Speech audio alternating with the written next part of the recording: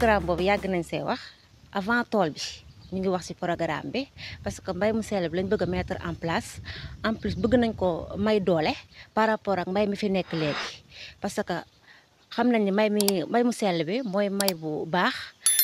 ci wérgu yaram et tout ça moo tax dañoo bëgg mbay male suñ ko mënee pousse tuuti pour nekk ci mbay mu sell bi looloo indi programme bi ba ni ñu sampee tool bi ba tey yàlla def ci jàmm récolté nañ suñ premier récolté depuis àjjuma lañ ko récolté woon sama kër maa ko indaale tey mais soo xoolee produit mbay mu sell bi nga xam ne yamul ak lee parce que loo récolté depuis àjjuma duggul frigo duggul dara ñu teg ko noonu te ba léegi boo ko tiimee mel ne tey nga ko dagg bokkul ak mbay mee moo waralaat tey ji ñu woote waat pour waxtaan si xool nu ñuy def ak par rapport ak prix yeeg yooyu mbay mu sell bi moo gën a neex a denc jaaykat yi moo tax si la ñuy gën a sawar que lii bi nga ko mën a denc te du def dara bokkul ak bële boo ko daggoon tey un jour nga gis nga commencé am changement bii moom du am benn changement saa yu ñëwee day mel ni moom yàlla doo en plus même su fekkee si togg la moo gën a neex boo ko toggoon tey di nga sentir ne bokkul ak bee tey moo gën a neex en plus moo gën a baax si wérgu yaram amoon nañ tamit ay jafe-jafe bu baax si tool par rapport ak ndox problème mu ndox lañ amoon looloo tax sax tey li ñu récolté nii bëriwul mais bu ñu amoon ndox moom du kaso naajoo kase sax la ñuy bay konoon bay nañ leneen ak leneen parce que jiw yëpp a nga fa matériel yëpp a nga fa wax dëgg fa neex yàlla mais problème mu ndox bi daal moo nekk suñu problème moo ñu tëyee mais konoon tey nañ récolté lu ëpp lii en plus nañ récolté yeneen légumes yu bokkul ak yi dañ see war a teg loxo ndax bu dul dara tey jii buñ bayee cuisine centrale biñ koy indi ñu koy jëfandikoo si école bi loolu rek lu baax loolu rek war naa mën a tax tey jii ñu teg seen loxo jàppale ñu malgré ñun ñu ngi def luñ mën mais ñoom buñ ñu doolelee rek affaire bi dina gën a yokk luñ si bëgg tey jii dinañ ko mën a am. tey dañ ñu invité woon fii ci benn ndaje boo xam ne waa SYCODEV ñoo ko initié ci turu Khady Thiané Ndoye mu invité képp koo xamante ni da ngaa nekk ci gox bi di béy ci mbirum agroécologie bon tey bi ñu li ko solo nag mooy dañ doon def benn étude benn restriction ci étude bu ñu doon def ci marché yi xool naka la ñuy jaayee ñun bu ñu béyee suñuy produit ba pare naka lañ koy jaayee naka lañ ñuy utile ay marché donc ci loolu lañ doon waxtaan tey loolu lu baax la ñëpp dañ see war a jublu sax loolu parce que ñun ñu ngi commencé ñu ngi fekk suñuy waajur di def mbéyum conventionnel ci la ñu nekkoon mbéyum conventionnel nag boo ko déggee mbéy moo xam ne dafay bëri engrais dafay bëri urée dafay bëri ay produits chimiques mais loolu dafa am ay jeexital ci wérgu yaramu nit te képp koo xam ne ni daf lay lor yow mii di béy yow lay njëkk a lor ndax li ngay béy balaa nga ci kay jaay sax yow yaa ciy njëkk a lekk ba pare donc bi ñu demee nag ba ñu initier ñu si mbéyum agroécologie maanaam mbéy moo xamante ne si da ngay wàññi tooke yi wàññi engrais bi à la place engrais ngay utiliser fumier bu bëri à la place de produits chimiques yi ngay utiliser produits yi nga xam ne ni produits yu naturels la yu mel ni ay produits yu niim produits aay laaj li nga xam ne moom la ñuy wax laaj nga di ko def ay produits nga di ko pomper say gàncax loolu dina tax ne gàncax bi du am tooke du am benn jeexital ci wërgu yaramu doomu aadama loolu mooy mbéy mu sell mi donc loolu Sénégal yëpp war nañ ci jublu lu jafe la nag lu jafe la parce que conception semence bi depuis fi ñu koy defaree bitim réew daf lay obligé boobu moytuwul nga utiliser ñoom seeni produits chimiques parce que conception semence bi noonu lay demee dañ lay obligé parce que dafay ànd ak ay bactéries dafay ànd ak feebaram buy ñëw moom graine bi semence bi donc moo tax may ñaax waa autorités yi ñi nga xam ne ñoo jiite réew mi surtout ñi ministère de l' agriculture ñuy saytu loolu ñuy fexe ba ñun bu ñuy am suñuy laboratoire ñuy mën a defar suñuy semence bopp ñun béykat yi suñu problème fondamental bu weesoo mbirum suuf mbirum ndox mooy problème commercialisation problème njaay muy moo xam conventionnel ngay def moo xam produit agroécologique ngay def pour nga jaay bi mooy problème marché bi amuñu marché maanaam marché boo xam ne c'est-à-dire du marché du kenn homologué wul prix yi amul marché boo xamante ne si moom boo jógee rek fa ngay jublu ne fii laay jaayee tey samay produits agroécologiques amul da ngay am ay clients yu particulier rek soit ab hôpital wala benn nit commandé la ko koo xamante ne si il est diabétique dañ koo tere ay produits koo xam ko li muy jënd ci yow lu tuuti lay doon par rapport ak li ngay produire donc marché yooyu mooy jafe-jafe bi mais nag journée tey bi mu ngi bëgg a indi saafara bi parce que ñoom ñu ngi dem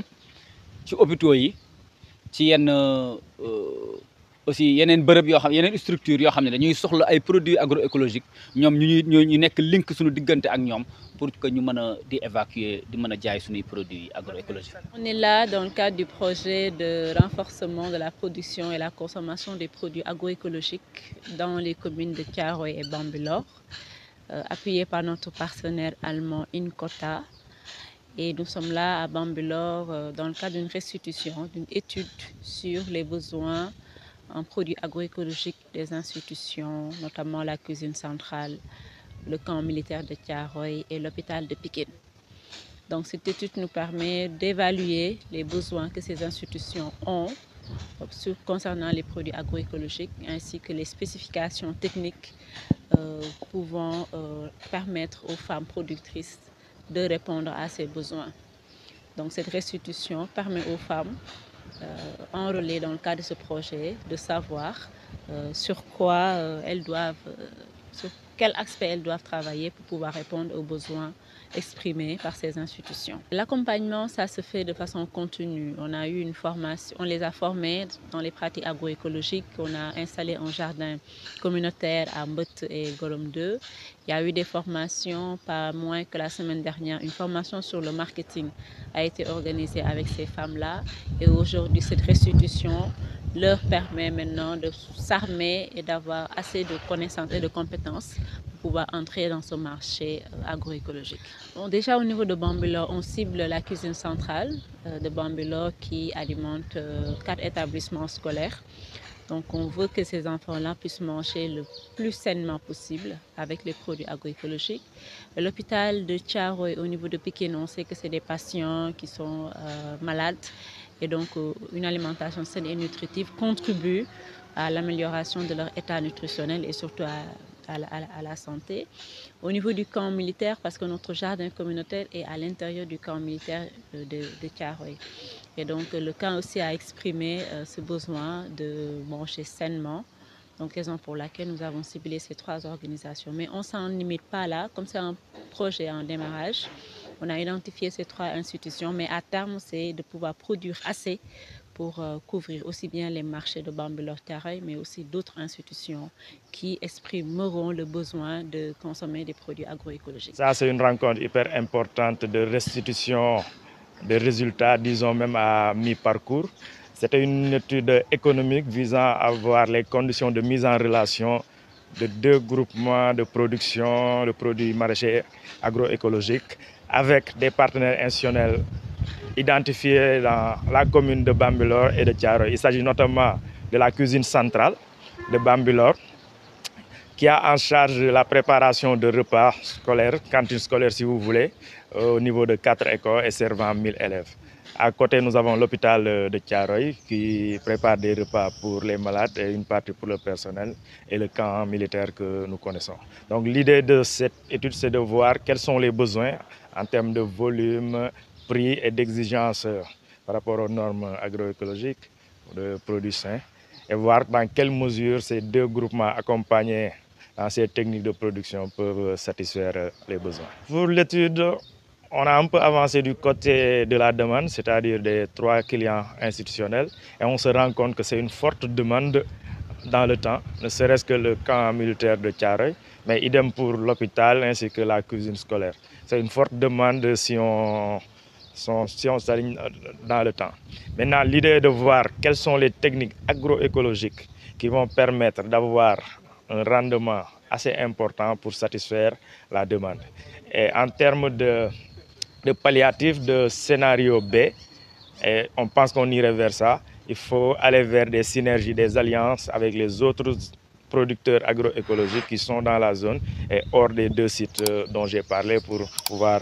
acheter en volume en respectant les commandes ainsi que les normes pour satisfaire ces marchés. Tout est question de marché, tout est question de niveau de production. Si après avoir satisfait ce marché des 3 clients institutionnels, il y a encore un peu de stock, naturellement, ce stock servira à servir à toute la population, c'est-à-dire au niveau des marchés ainsi que d'autres sites.